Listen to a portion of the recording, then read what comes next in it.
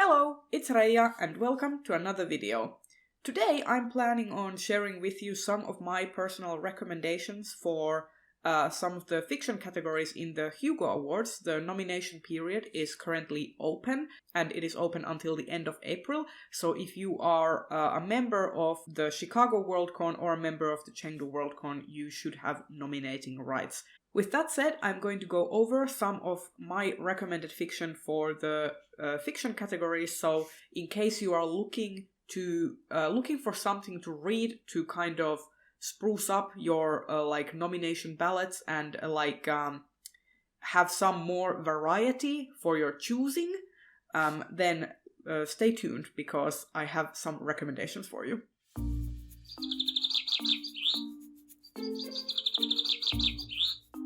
So to reiterate, in this video I will be talking about the short story, the novelette, the novella, and the novel categories. So those are the four main categories that I will be talking about. This is not a slate. This is not me telling you who you should nominate. This is me telling you that here are some options for you if you don't have a lot of material to work with that you might still have time to read and enjoy before the nomination period is over, and which are eligible for nominations. So with that out of the way, let's get started with the short story category. My first recommendation would be The Kaleidoscopic Visitor by Sheoni C. White. This was published in Uncanny Magazine issue 45, and it is essentially a short story that deals with climate fiction as well as a trans coming out as well as a coming of age narrative. It is all about finding your own truth, accepting your own self, and kind of finding ways to express yourself. Essentially, this is all about self-expression, and I found the Kaleidoscopic Visitor to be a very interesting character. It is essentially a kind of spirit that grants wishes, and people keep hearing about it and keep associating it with negative things because the people whose wishes the Kaleidoscopic Visitor made come true turned into different sorts of people. But who is that a negative thing for? Is it a negative thing for the people who don't understand the change and who weren't ready to accept those people in the first place, or is it a negative for the person who is going through the change? So it is an interesting play on identity and also who is self-expression for, really? Is it for yourself or is it for other people? So definitely recommend The Kaleidoscopic Visitor by Sheoni C. White. The next short story that I would recommend is My Father Treats Meryl Like All the Women in His Life by Saswatu Chatterjee. This was published in the Anathema magazine issue 15, and this is all about an estranged father-daughter relationship. It is about a father who is very uncommunicative of his feelings and his emotions. It is about an emotionally unavailable parental figure who is also very volatile and aggressive. And it is about someone with abandonment issues and who essentially transposes his relationship with his wife to a relationship with an AI domestic helper. And it is sort of this interrogation of misogyny and sexism and how that can manifest even when dealing with AI. And how, because of an AI's programming, makes them incapable of really pushing back against that attitude, how it then can actually exacerbate someone's behavior in these manners. So I thought that this was a really excellent story and would recommend to you to pick it up. Then I have a couple of stories from The Way Spring Arrives and other stories edited by Yu Chen and Regina Kanyu Wang. First being Baby I Love You by Zhao Hai Hong, translated by Elizabeth Hanlon. And this is a story about a man who is tasked with programming the most realistic alternative reality VR baby. And it is about him deciding to become a real father and getting a real baby in order to have an actual real life model after which to model this virtual baby. And it is all about the sort of coercion and manipulativeness and everything that goes on with that. And it was a really kind of horrific story, and also something that I could see happening in real life right now as well. So that one was definitely interesting, and it deals with a very detestable main character. Another story that I really liked in this collection, that's eligible in the short story category, is Blackbird by Shen Dacheng, translated by Kara Healy. And this is essentially a story about a retirement home where there lives this very old, aging sort of starlet, who apparently manages to somehow evade death. She sort of refuses to die, and all of that entails. And there are some really mundane scenes, like applying lipstick, that are made to come across as really horrifying, and I found that to be really interesting. So yeah, that one is another one that I would recommend. And then finally, for the short stories, I would recommend Peeling Time Deluxe Edition by Tlotlo Tsamase from the Africa Risen anthology, and this anthology was edited by Sheree Renee Thomas, Donald Ogenechwe Ekpeki, and Zelda Knight. And this story is all about it's all about sexual coercion, assault, treatment of women, misogyny, and it's also deals with kind of the entertainment industry in ways. The whole story is structured essentially like a press sheet for an album. It has lyrics, and it has these segments that are essentially song titles and collaborative efforts, etc.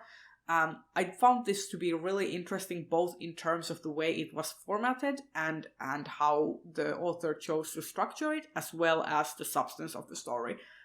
It was very hard to read because it is of a subject material that is very emotionally charged, and it's quite a lot.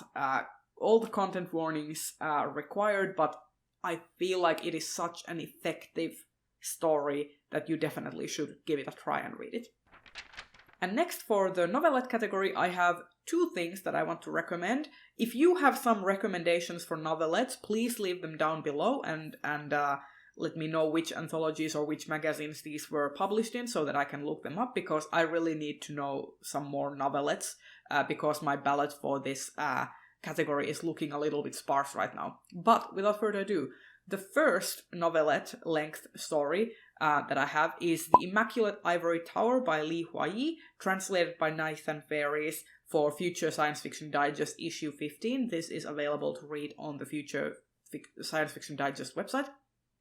And really interesting deconstructing of colonialism, of deconstructing of this resource extraction and this sort of greed that is often accompanied by this sort of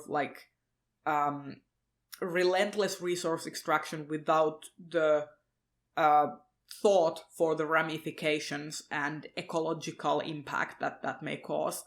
This was such a well-written story. It is written from the point of view of a scientist who is trying to understand this phenomenon behind these space whale corpses that keep getting beached around various parts of the galaxy, and coming to this horrific realization by the time he finishes his sort of examination, his inquiry into the phenomenon. And the next story I have is also in the Way Spring Arrives anthology, and this should be novelette length. It is pretty much one of the longest stories in the collection, and that is A Brief History of Bainakan Disasters as Told in a Sinitic Language by Nian Yu, translated by Rupin Chen. And this is essentially a story about the sort of fall of an alien race, how they decide to leave their dying planet behind and conquer other planets and colonize other planets in order to survive. And it is told through these conquesting aliens, and they are essentially the sort of heroes in the story, and then it sort of gets flipped around when you realize the impact and who they are conquering, and how they sort of dehumanize and diminish the conquered peoples, the native peoples in these planets. It is about examining the effects of colonialism, this sort of entitlement that comes with might makes right attitudes, and it is a very interesting story. Would highly recommend. So pick it up. And then for the novella category, once again, I have 2 stories that I would like to recommend.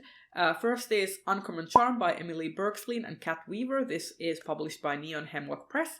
And this is essentially a haunting ghost story with a little bit of like a mystery element. It is all about family secrets and like these sort of dark family legacies and histories coming to light. The main character is a Jewish lesbian. The other main character is gay. But it has a really like interesting platonic relationship between the main two main characters, and it is unapologetically queer without necessarily having to veer too much into romance.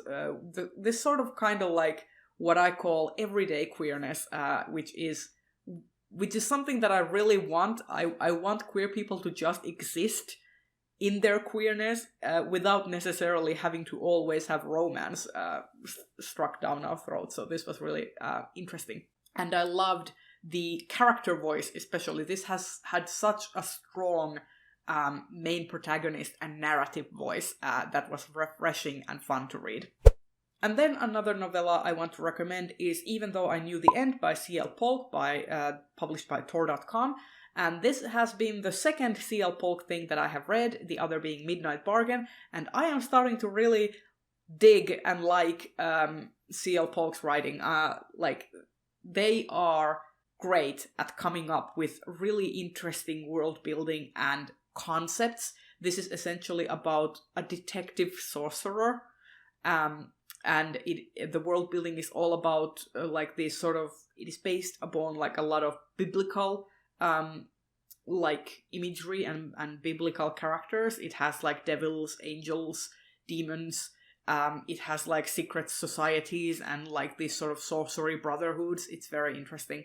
And the core like element in the story is this romance between these two characters, and also this sort of quest for forgiveness and quest for finding acceptance with a family member whom you have lost, basically. So yeah, those are my suggestions. And then for novel, I basically currently only have one. I have read some 2022 releases that were good, but that I would necessarily not consider for nomination myself. But the one that I currently have, and I'm also looking into reading some more myself before the nomination period ends, is Siren Queen by Nivo. This has been one of the standouts for me in terms of new releases last year, and it is all about like Hollywood, like the old golden age Hollywood, which was it really the golden age when we had the Hays Code and basically marginalized identities were getting shafted left and right, but you know. But essentially it is about these studio executives working kind of like these tiers of hell, with the studio execs being kind of like demons in charge of these studios and making Faustian deals with the devil, with all these actors and actresses.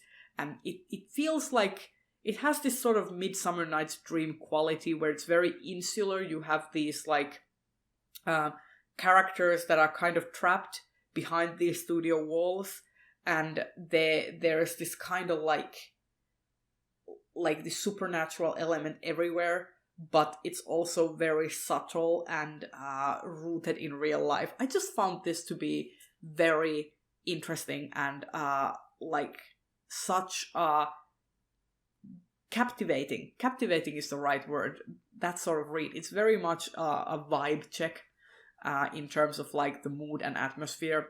Also the importance of names and like how your own name has power is a very like crucial thing in this story. I really liked it, would recommend. And there you have it. Those are all of my recommendations currently for the fiction categories. If you have not checked any of these stories out, please do.